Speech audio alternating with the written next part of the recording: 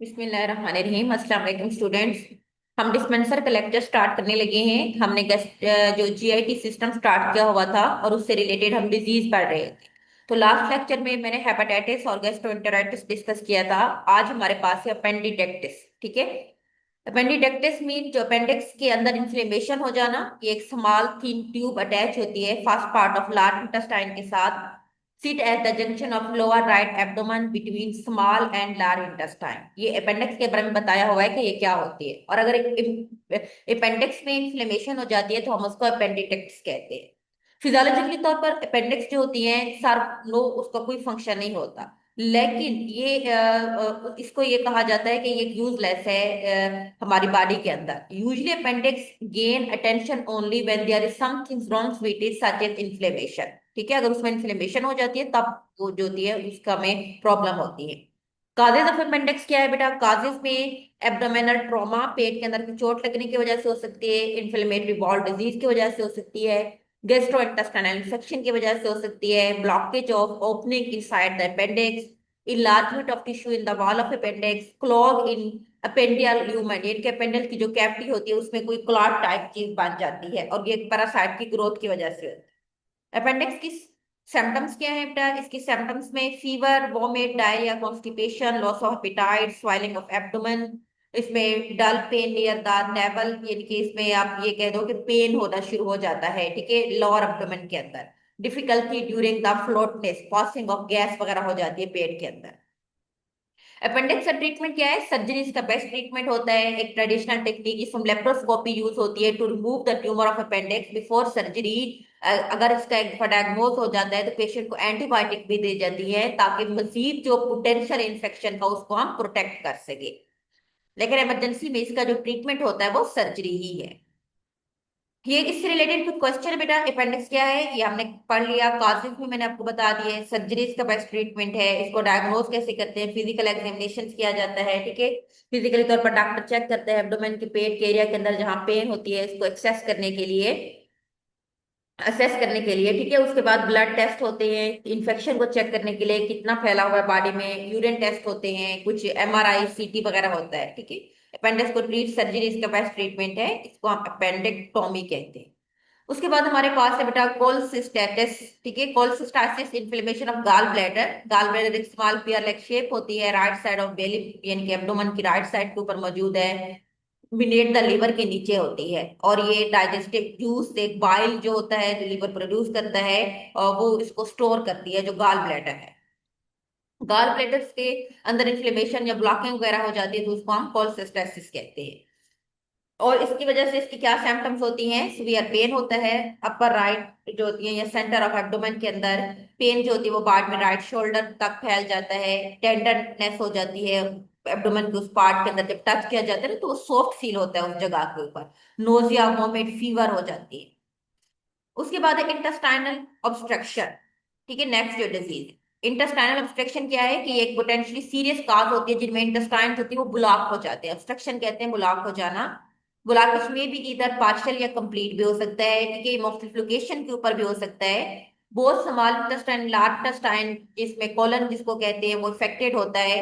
When blockage ओकर food drink can not pass through, obstruction की वजह से फिर कॉन्स्टिपेशन भी हो जाती है।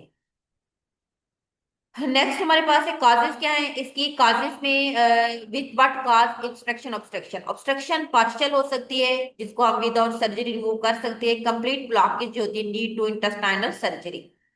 Mechanical obstruction when something physically block the small intestine, जैसे adhesion, fibrous tissue that developed at abdominal surgery.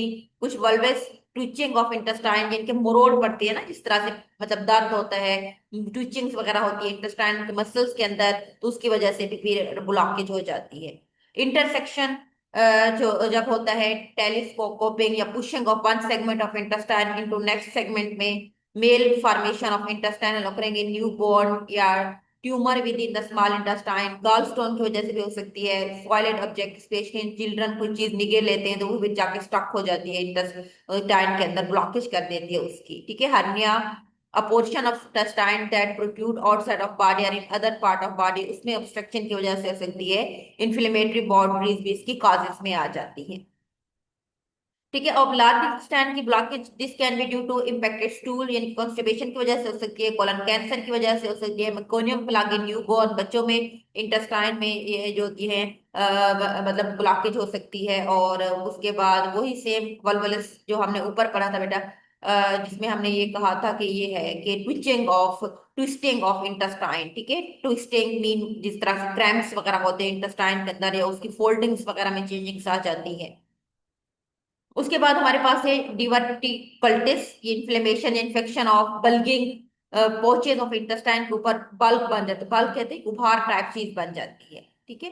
Non mechanical obstruction जो होती है आमतौर पर वो जब मसल्स या जो नर्व होती हैं इधर स्मॉल या लार्ज इंटेस्टाइन के अंदर, उनका फंक्शन जो होती है वो प्योर पुअर होता है। पुअर मीन वो सही तरीके से काम नहीं कर रही होती है, तो इसको हम पैरालिटिक इलिस भी कहते हैं।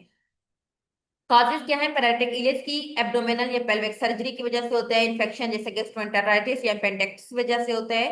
सम मेडिकेशन जिसमें ओपाइड पेन मेडिकेशन, ओपाइड मीन जो पेन किलर होते हैं, पैरास्टामोल वगैरह, ठीक है, डेक्लोरान, इस तरह से एंटी डिप्रेसेंट जो होती हैं, या एंटी मस्करीनिक्स जो होती हैं, ये हमारे जो सब्पैथोलाइटिक्स सब्पैथोमाइमेटिक्स वगैरह की ड्रग्स होती हैं।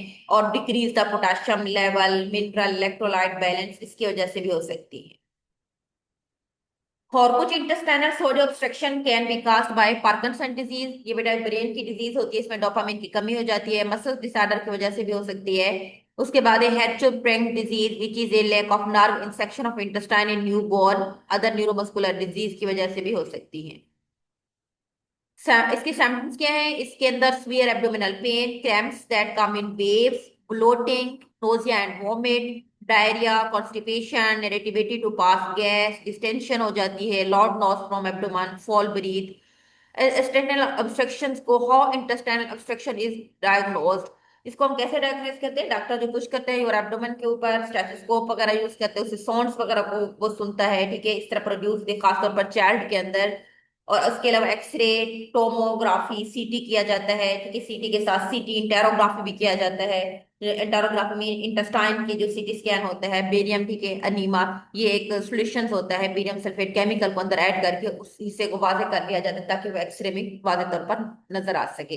यानी कि बेरियम सल्फेट एक सबस्टांट होता है। जब हम एक्सरे करते हैं तो इसको पहले इंजेक्ट किया जाता है। जब ये इंजेक्ट किया जाता है तो वो पार्ट्स जिसके ऊपर इन्फ्लेमेशन वगैरह हो गई, या वो पार्ट जिसमें ब्लॉकेज होगी, वो वाज़ेह तौर पर नजर आ जाता है। ट्रीटमेंट क्या है? फर्स्ट जो ट्रीटमेंट ऑप्शन होता है, हमने ये देखना है कि मसला क्या है। इनके ईलियम में अगर कोई प्रॉब्लम है तो हमने ईलियम को पहले ट्रीट करना है। आईवी फ्लूइड्स वगैरह इसमें देते हैं, बॉल जो होती है वगैरह, अगर कोई मतलब कुछ इस तरह खाने की चीजों की वजह से हो रहा है, यानी कि हमने ऊपर पढ़ा था ना कि जब हम कोई इस तरह फूड खाते हैं जो स्टूल पास नहीं होते, जो अंदर जाके स्टक हो जाती है, तो फिर ये इंटेस्टाइनल ऑब्स्ट्रक्शन काज करती है, तो हमने उस फूड को सॉफ्ट करके बॉडी से बाहर निकालना है। ट्रीटिंग डिहाइड्रेशन इज इंपॉर्टेंट, बहुत जरूरी है। IV may be start to correct electrolyte imbalance, catheter may be inserted into bladder to remove the fluid. और उसके अलावा जो होती है, हम एक tubes need to pass through the nose and down into throat, stomach, intestine, pressure, swelling and vomit वगैरह को रिमूव करने के लिए।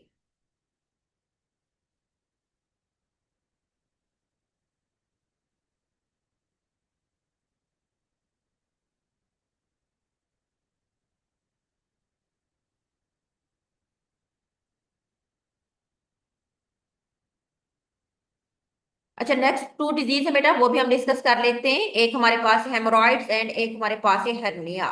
ठीक है, तो फर्स्ट हम देखते हैं कि हेमोरॉइड्स क्या है।